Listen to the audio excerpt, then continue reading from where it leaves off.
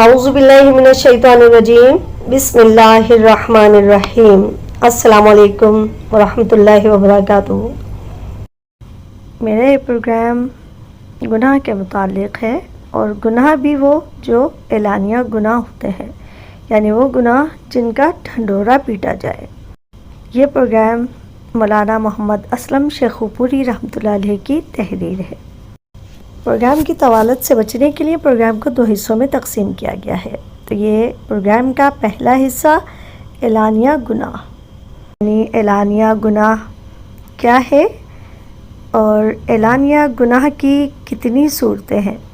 اعلانیہ گناہ کرنے والے کو بزبان نبوت کیا کہا گیا ہے، کس انسان کی غیبت کو اللہ تعالیٰ نے جائز قرار دیا ہے۔ حالانکہ یہ کون نہیں جانتا کہ غیبت بدترین گناہ ہے۔ جس طرح ہم سب جانتے ہیں کہ انبیاء تو معصوم ہوتے ہیں، اللہ تعالیٰ نے ان کا مزاج اور طبیعت ہی ایسی بنائی ہے کہ وہ گناہ سے دور رہتے ہیں۔ انبیاء کے علاوہ ہر کسی سے گناہ ہو سکتا ہے۔ انسان سے گناہ کا سرزد ہونا انہونی بات نہیں۔ اگر وہ نادم ہو کر توبہ کر لے تو پھر وہ زبان نبوت میں بہترین گناہ گار ہے۔ لیکن انسان کا اعلانیہ گناہ کرنا اس کی بے باکی، اللہ تعالیٰ کے مقابلے میں جرأت اور شرم و حیا کے فقدان کی دلیل ہے۔ اسی لیے سرور دو عالم صلی اللہ علیہ وسلم نے اسے ناقابل معافی جرم قرار دیا ہے۔ حضرت ابو ہریرہ رضی اللہ عنہ سے روایت ہے کہ آپ صلی اللہ علیہ وسلم نے فرمایا، میری امت کے ہر فرد کو معاف کر دیا جائے گا سوائے اعلانیہ گناہ کرنے والوں کے۔ اعلانیہ گناہ میں سے ایک گناہ یہ بھی ہے کہ انسان رات کے اندھیرے میں کوئی برا عمل کرے اور اللہ اس پر پردہ ڈال دے، لیکن وہ انسان خود اپنی پردہ داری کرتے ہوئے خود ہی لوگوں کو بتاتا پھرے کہ میں نے آج رات فلاں گناہ کیا ہے۔ اعلانیہ گناہ کی علماء نے 3 صورتیں بیان کی ہیں، جن میں سے پہلی صورت یہ ہے کہ سب کے سامنے گناہ کرنا۔ سب کے سامنے گناہ کرنا جیسا کہ وہ لوگ کرتے ہیں جو بے حیا ہوتے ہیں اور اللہ تعالیٰ کے حدود کے بارے میں لاپرواہ ہوتے ہیں۔ ایسا شخص جو حرام کاموں کا مرتکب ہوتا ہے، ایک معصیت کا اظہار یعنی گناہ کا ایک خطا کا اظہار، اور دوسرے بے حیا انسانوں کے ساتھ مشابہت۔ یہ کون نہیں جانتا کہ حیا اور ایمان لازم و ملزوم ہے؟ ایسا ہو نہیں سکتا کہ ایمان تو ہو مگر حیا نہ ہو۔ جب حیا باقی نہ رہے تو انسان کو گناہ کے ارتکاب سے روکنے والی صفت باقی نہیں رہتی۔ اسی طرح اعلانیہ گناہ کی دوسری صورت یہ ہے کہ انسان کے جن گناہوں پر اللہ تعالیٰ نے پردہ ڈال رکھا ہو، وہ دوسروں کے سامنے ان گناہوں کو فخریہ طور پر بیان کرے۔ جب وہ دنیا میں اپنے آپ کو عریاں کرنے میں فخر محسوس کرتا ہے، قیامت کے دن بھی اسے سب کے سامنے عریاں کر دیا جائے گا۔ تیسری صورت یہ ہے کہ فاسق اور فاجر لوگ آپس میں اعلانیہ معصیت یعنی گناہ پر مشتمل باتیں کریں۔ چھٹے پارے کی پہلی آیت کا مفہوم ہے، اللہ تعالیٰ فرماتے ہیں، اللہ تعالیٰ بری بات کے اظہار کو پسند نہیں کرتا سوائے اس شخص کے جو مظلوم ہو۔ یوں تو اس آیت کریمہ کی تفسیر میں مفسرین نے بہت کچھ لکھا ہے، مگر ایک بات یہ بھی لکھی ہے کہ جو شخص اعلانیہ گناہ میں مبتلا ہو اس کی غیبت کرنا جائز ہے۔ حالانکہ یہ کون نہیں جانتا کہ غیبت بدترین گناہ ہے۔ قرآن کریم میں غیبت کرنے کو مردہ بھائی کا گوشت کھانے سے تعبیر کیا گیا ہے، لیکن اعلانیہ گناہ کرنے والا اللہ تعالیٰ کی نظر میں ایسا حقیر اور لعنتی ہے کہ اس کی غیبت کرنے کی اجازت دی گئی ہے۔ ظاہر ہے جسے خود اپنی عزت و ناموس اور شرعی حدود کا احساس نہیں، اس کی عزت دوسرے کیا کریں گے۔ اسی طرح جو شخص اعلانیہ گناہ کرتا ہے وہ حقیقت میں گناہ کی سراپا دعوت بن جاتا ہے۔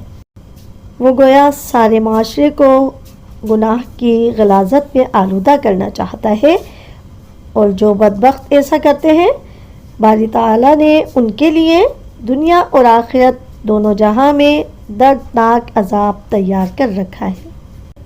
سورہ نور میں ہے، جو لوگ اس بات کو پسند کرتے ہیں کہ ایمان والوں میں بے حیائی پھیلے، ان کے لیے دنیا اور آخرت میں دکھ دینے والا عذاب ہوگا، اور اللہ جانتا ہے اور تم نہیں جانتے۔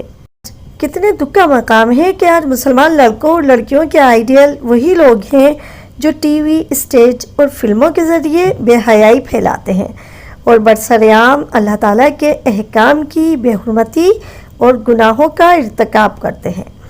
اپنے عشق اور فسق کی اسٹوریاں اخبارات میں شائع کروا کر خوشی محسوس کرتے ہیں۔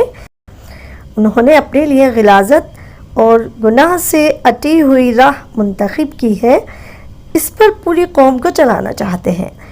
وہ شاید اپنی کج فہمی اور جہالت کی وجہ سے نہیں جانتے کہ جس قوم میں فسق و فجور عام ہو جائے، اس قوم پر صلحاء اور علماء کی موجودگی کے باوصف اللہ تعالیٰ کا عذاب نازل کیا جاتا ہے۔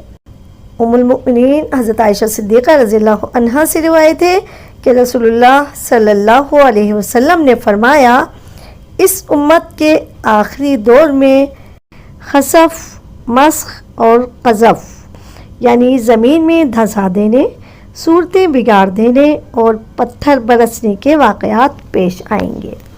عائشہ رضی اللہ عنہ نے عرض کیا، یا رسول اللہ صلی اللہ علیہ وسلم، کیا صلحاء کی موجودگی یعنی نیک لوگوں کی موجودگی کے باوجود ہم ہلاک ہو جائیں گے؟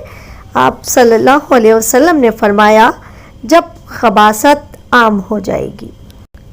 پہلی قوموں میں ایسا ہی ہوا، جب ان کے فساق و فجار نے علی اعلان احکام الہیہ کو پامال کرنا شروع کر دیا۔ امر بالمعروف و نہی عن المنکر کرنے والوں نے بتدریج حالات سے سمجھوتا کرتے ہوئے اپنی زبانوں پر تالے ڈال لیے، تو کیا نیک اور کیا بد سبھی آسمانی عذاب کی لپیٹ میں آ کر رہے۔ سرور دو عالم صلی اللہ علیہ وسلم کی اس پیش گوئی کو ہم اپنی آنکھوں سے پورا ہوتے ہوئے دیکھ رہے ہیں، جس میں آپ صلی اللہ علیہ وسلم نے فرمایا تھا، میری امت پر ویسا ہی وقت آ کر رہے گا جیسا کہ بنی اسرائیل پر آیا۔ دونوں میں وہی مشابہت ہوگی جیسے ایک جوتا دوسرے کے مشابہ ہوتا ہے، یہاں تک کہ اگر ان میں سے کسی نے اپنی ماں کے ساتھ اعلانیہ زنا کیا ہوگا تو میری امت میں سے بھی کوئی ایسا کرے گا۔ اللہ تعالی ہم سب کو اعلانیہ اور چھپے ہوئے تمام گناہوں سے محفوظ رکھے۔ اللہ تعالی ہم سب کو تمام گناہوں سے محفوظ رکھے اور ہمارے تمام کبیرہ اور صغیرہ گناہوں کا معاف فرمائے، آمین یا رب العالمین۔